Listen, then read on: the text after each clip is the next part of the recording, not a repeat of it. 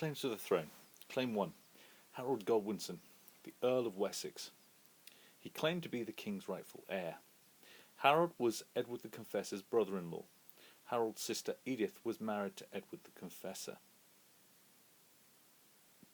Harold of Wessex was present at Edward's death. He argued that King Edward named him as the next king of England at the end of his reign. The Witan, the king's great council, also had the right to name the next king, and they chose him. Source: stretching forth his hand to Harold, he, Edward, said, "I commend this woman, Edith, and all the kingdom to your protection." For the last 13 years of his reign, Edward left most of the business of governing England to Harold. King Edward spent most of his time hunting, praying, or organising the building of Westminster Abbey. During that time, Harold governed England very well. Source E below shows a scene from the Bear Tapestry, King Edward on the throne, and Harold on horseback running the country for him. Harold was a good fighter and a strong leader. In 1066, Harold was Earl of Wessex and the most powerful man in England. He was related to most of the other leading earls. He made a name for himself as a war leader by defeating the King of Gwynedd, the most powerful man in Wales. Source: Earl Harold and his brother, Earl Tostig, went into Wales with both a land force and naval forces and subdued the country. That's from the Anglo-Saxon Chronicle, 1063. The backing of God. Harold argued that Duke William's claim that God was on his side was false because William had forced Harold to swear a holy oath to back him. Harold was William's prisoner at the time.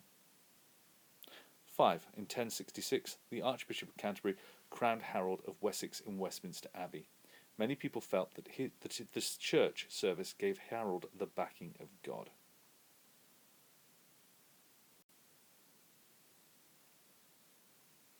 Claim number 2. Duke William of Normandy. William was a distant relative of King Edward. His great aunt was Edward's mother. 2. William claimed that Edward sent Harold Godwinson to Normandy in 1064 to swear an oath to promise faithfully that William should be the next king.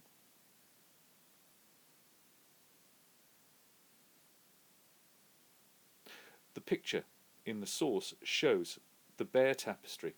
Harold is shown swearing an oath to support William.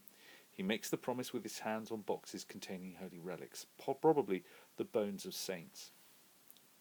4. William argued that Harold illegally chose himself to be King of England.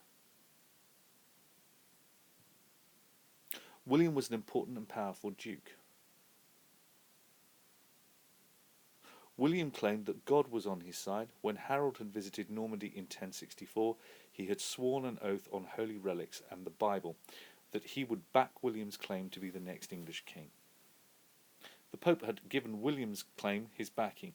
The Pope also said that he sacked the Archbishop of Canterbury, so the sacked Archbishop could not officially crown Earl Harold as king.